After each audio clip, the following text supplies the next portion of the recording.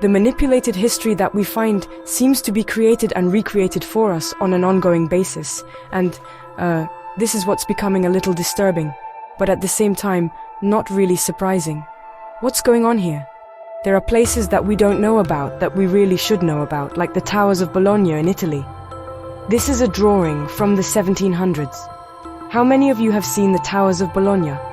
Until 200 years ago, the city of Bologna had more than 200 towers, up to 50 meters tall. They're all gone.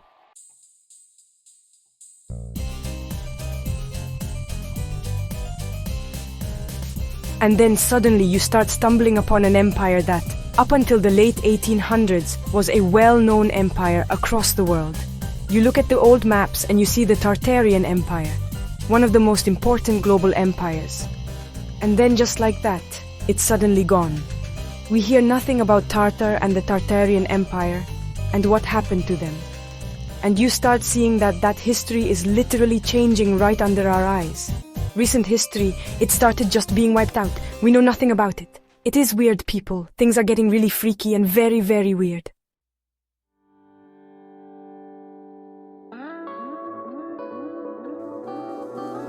And, you see evidence of these things all over the place. You see very large buildings where the 2 or 3 bottom floors are just completely covered in mud. And then they just leave them like that and they create the entrance on the higher floors to that same building. The reason I'm bringing this up is that if the news that we have coming from the media is fake, imagine how wrong all of our history is. And all of this, the fake news and this potentially fake history, is just adding to the great human puzzle and making us even more confused about who we are, where we come from, and why are we here.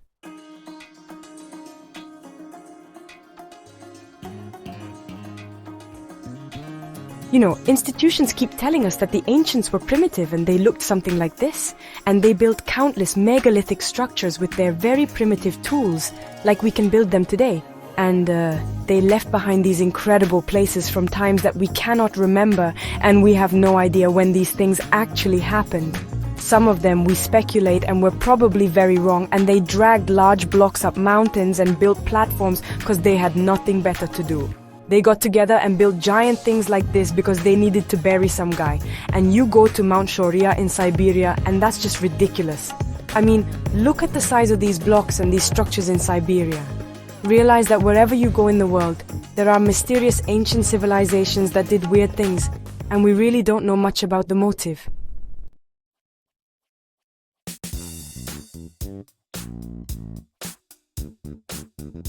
In Judaism, we see the 72 names of God. In ancient Egyptian tradition, Osiris was dismembered into 72 pieces by God's lords of the underworld until he was reassembled. In Hinduism, there's a famous battle involving 72 jinns. In the Quran, the number 72 comes up all the time. Most famously, there's that idea of 72 virgins waiting for martyrs who died for the cause. In Buddhism, the largest Buddhist temple in the world has 72 of these bell-like structures outside of it, called stupas. We're following a breadcrumb path of coincidence. And what could these coincidences be guiding us to? Why are there 360 degrees in a circle? Somebody had to have picked that at some point in our history.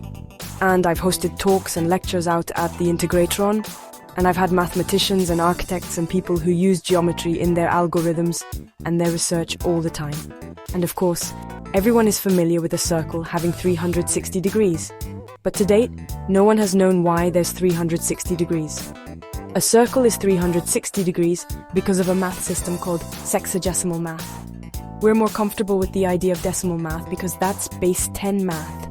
Most of the world now follows base 10 math through the metric system.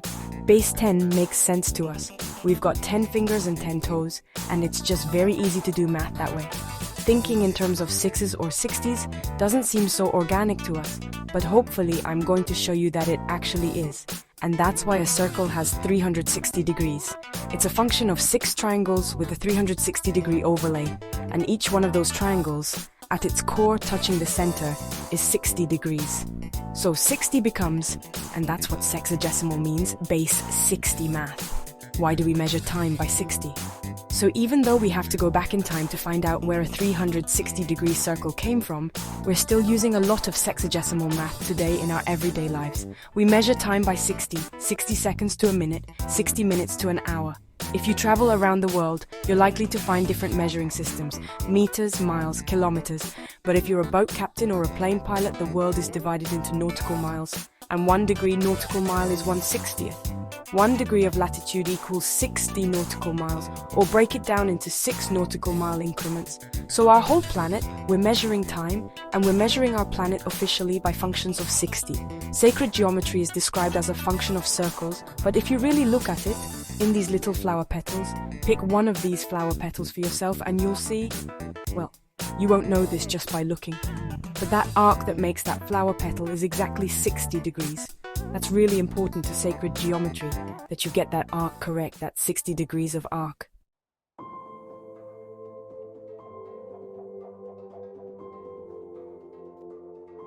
Buckminster Fuller is called one of the greatest researchers and minds of the 20th century, and he said 60-degree math, and he even coined his own term, he called it synergetics, reveals nature's behaviors both physically and metaphysically. And he went on to say that because society doesn't understand the significance of 60-degree geometry, we may conclude that society doesn't understand nature. I hope to guide you down a path where you're going to understand and recognize just how significant 60 degrees is, and how much of your life, your surroundings, and the nature around you is based on 60-degree math. This is a form that Buckminster Fuller didn't discover, but he did name it, the vector equilibrium. And he wrote 2 huge books about this shape alone, called Synergetics 1 and 2. And if you look at that white center, it has 12 vectors radiating out of it. They're all exactly the same length, and they're all offset exactly the same from each other by 60 degrees. Buckminster Fuller came to believe that this is the matrix of creation, that this is the geometry. If physicists are right in saying that our universe is geometric in nature somehow, Buckminster Fuller argued that this is that geometry, the vector equilibrium. So how did we get to the 60? How did humanity arrive at the number 60? Well, that became a function of 12. If you take 12 and multiply it 5 times, that's how you get 60. And this is a counting system that's still taught in India and in other parts of the world to school children. But instead of counting just each individual finger, you use one hand and your thumb becomes a pointer, and you count the pads or knuckles of your 4 long fingers. So you have, on the left, 1, 2, 3, 4, 5, 6, 7, 8, 9, 10, 11, 12. You've got 12 space holders on your long fingers of one hand. Once you reach that 12, you use your other hand, your right hand, to hold that position 5 times. So 12 times 1 is 12. And then when you get to 12 again on your left hand, you hold up your second finger. 12 plus 12 is 24. 24 plus 12 is 36. 36 plus 12 is 48. And 48 plus 12 is 60. Every 12 that you know of in your life. A dozen eggs, dozen donuts, 12 hours in a day, 12 saints, 12 disciples, 12 inches to a foot came from this counting system. And all the 60s that we deal with on a daily basis. The geometry of a 360-degree circle, measuring time around us globally, measuring our planet the way scientists and boat captains and airplane pilots do. That 60 is all based on this counting system. So this becomes a major clue in our path of discovery. Where did this counting system come from? Well, we know. We know exactly where it came from and when. For most of the human story, life pre-6,000 years ago looked something like this. A hunter-gatherer existence. People weren't farming. They were just going wherever there was food to eat. They had to go where there was fresh water to drink. They wore animal skins. They had very crude tools, and their shelter was very temporary, something they could transport. This is what most life on the planet looked like before 6,000 years ago.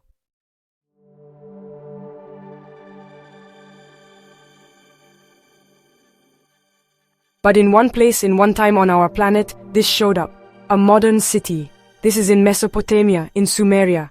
And you're looking at multi-story buildings, you're looking at the world's first pyramidal structure called the ziggurat, the world's first sailboat, the world's first written language, the world's first wheeled and axled vehicle, loomed fabric, pottery wheel, plow, arch, things we use today.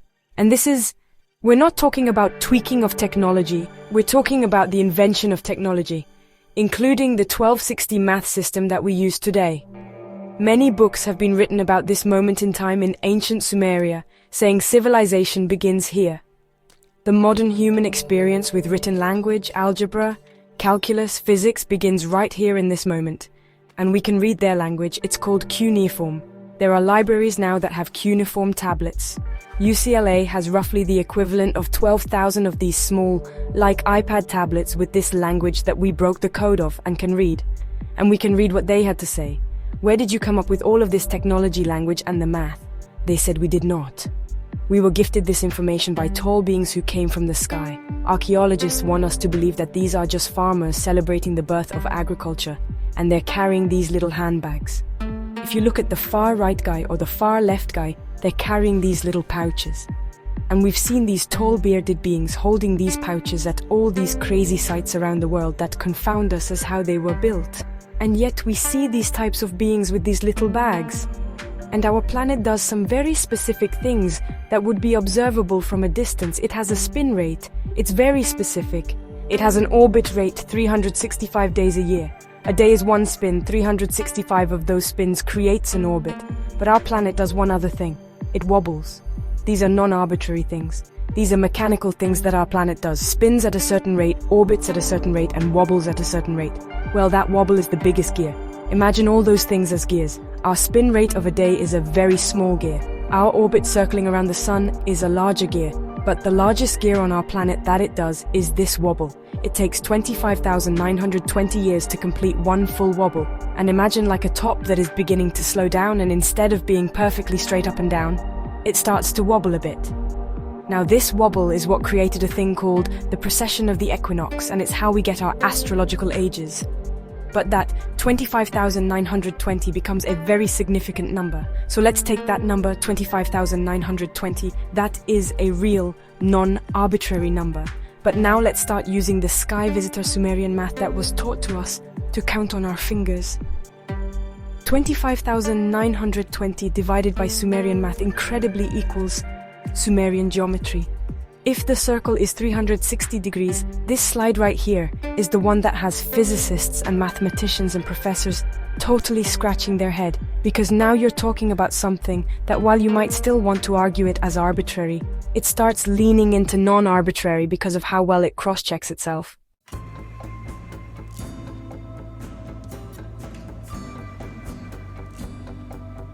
So, the non-arbitrary wobble divided by Sumerian math equals Sumerian geometry. The first one, 2,160, that's the sum total of a cube. 25,920 divided by the second placeholder in your finger is 1,080, an octagon. 25,920 divided by 36 is 720, that's the sum total of a hexagon. 25,920 divided by 48 is 540. The sum total of a pentagon. And then 25,920 divided by 60 is 432, the mysterious number that Joseph Campbell found all over the world in these mythologies and temples and religious teachings. There's other crazy things here. Where'd the second come from? How did we get the formula for a second?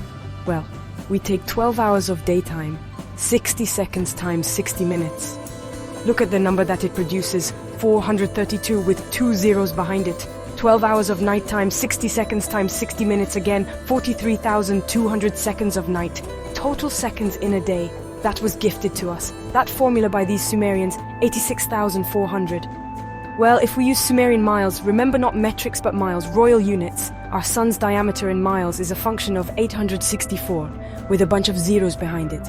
864,000 miles across.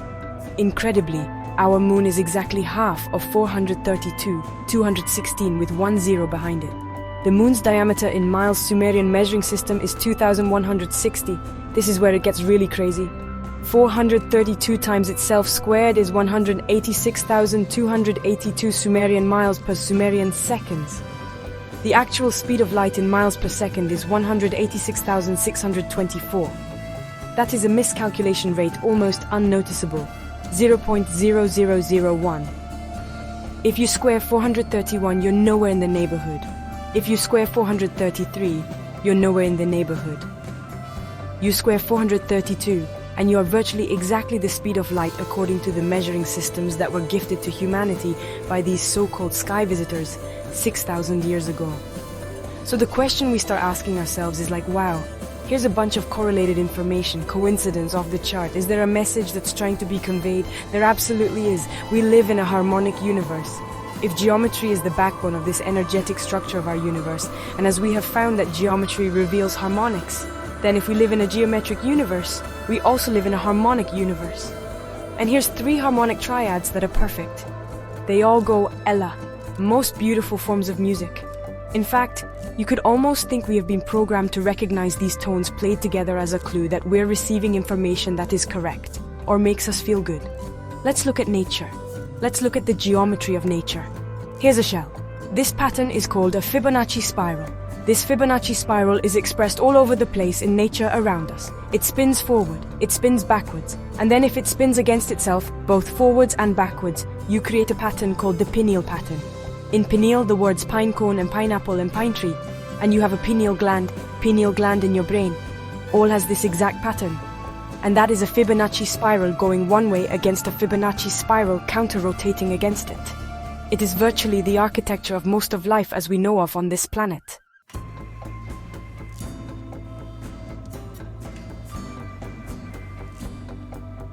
Here's the same thing, spiral, a galaxy. Our Milky Way galaxy is a Fibonacci spiral, rather than very small, very large. So what if we took the mathematics of the Fibonacci spiral and applied frequency to those mathematic numbers? It would be very easy to do. Let's take the Fibonacci spiral that is all in nature all the way out to galaxy size, and let's apply numbers to it. You start with a number, it doesn't matter what number you start with. But if you start here at you see the 144 down in the bottom right. That's just picking an arbitrary number, like that's a signature frequency of a plant. And out of the moment that that plant is birthed out of that right corner of that right hand 144, 0 plus 144 is 144 again. 144 plus 144 is 288. 144 plus 288 is 432. 288 plus 432 is 720 and on and to infinity. Well, if we play those tones, those mathematical placeholders as frequencies, incredibly we're right back to numerically perfect harmonics. So now we're really on the path of some incredible discovery about the essence. And is there a reason to believe there is a harmonic essence to life on our planet? Absolutely. Because we take the first steps of growth of a Fibonacci spiral that launches everything from small spirals to big. The first 6 steps will reveal that exact same harmonically perfect triad. Well, here's a document written 6,000 years ago. It's the Sumerian Kings List. So this is written in cuneiform 6,000 years ago. It is writing about these kings, these rulers that lived in the region for tens of thousands of years each, before a great flood consumed the planet. What I found interesting is the first 3 kings lived for 288, 360, and 432 with zeros behind it. Literally encoded in this king's list, one of the most famous pieces of cuneiform on our planet that we have ever decoded. And the first 3 kings, the Holy Trinity, is the same harmonic numbers, and it's a different chord. It's 288, 360, 432, but the same mathematically perfect intervals between them. This is another incredible moment of realization that we have been actually gifted in hard copies, not just in stories, but in hard copies that lasted for 6,000 years, codes and keys that will get us back to these numerically perfect harmonics. Let's look at these sky visitors on this mural. This is a mural that has been shaved off of a wall in Sumeria. But let's look at these, what archaeologists tell us are farmers, with their little seed bags and standing by a plant, and that's the sun overhead up in the upper left of the slide. Look at in the upper right, look at these 2 guys holding these pine cones as archaeologists want us to believe. Well, 6,000 years ago, Sumeria was a desert then, as it is now. There were no pine cones. But let's look really close at what he's holding. Not holding a pine cone, he's holding the same thing that's in the Vatican, right dead center in the middle of the Vatican. Looks like a pine cone. We see this pine cone atop the twin snakes, the caduceus, activating a pine cone. So what is it? That pine cone is our pineal gland. They are holding that pineal gland actually up against the head of the humanoid form in front of them, as if this machine is somehow doing something to these pine cones. Again, giving us a very visual clue of what might be happening.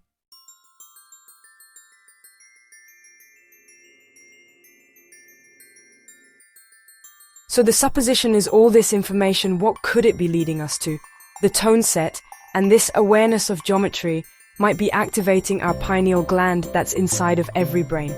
Every mammal has a pineal gland. and it could be the basis for instinct in some mammals. It could be the basis for migration in some animals. But in humans, philosophers from René Descartes to modern artists like Alex Gray who painted this would say, no, the pineal gland is our antenna that is receiving information from the universe as to who and what we really are. And we've either been ignored or it has been switched off. And we are in the process these last 6,000 years of trying to switch it on through the codes and the keys and the geometric riddles that were gifted to us. What happens when our pineal gland is activated?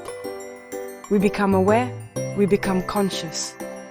And a symbol of consciousness in many cultures is the lotus flower, another code or clue perhaps we're familiar with. We've seen the lotus flower as a representation of awakening and enlightenment. Well, here's Cymatics. Here is a scientific study of holding in a fluid, or you can even do it with loose grains of sand or powder, apply frequency to it and you will get standing waveforms, and then you can take a picture of it and see this incredible geometry behind it. Well, I went to a Cymatics lab and I played the 3 tones of the Sumerian king's list and the frequency tones of sacred geometry. We played both. Look what they revealed. That is a still shot of the patterning that came through when we played the 288, 360, 432. The researchers that had been doing research with Cymatics for years had never seen something like this. It is like 3D. It looks like a lotus flower. You can see petals hiding behind other petals deeper. You go there like, this is incredible. And no one has seen something like this in Cymatics research before.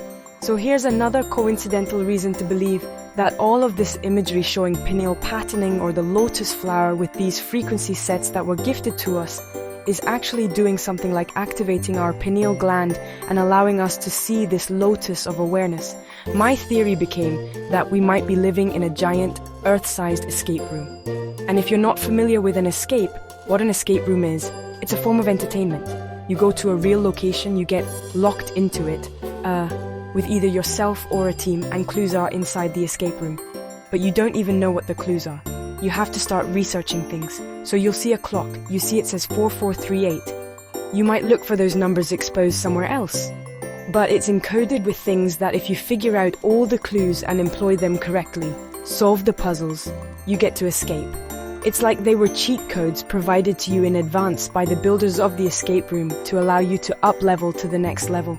And what I think we could be living in what many astrophysicists believe in, we're living in a holographic existence, and that we might have been getting numerical keys and codes and clues that will allow us to break through to the next level.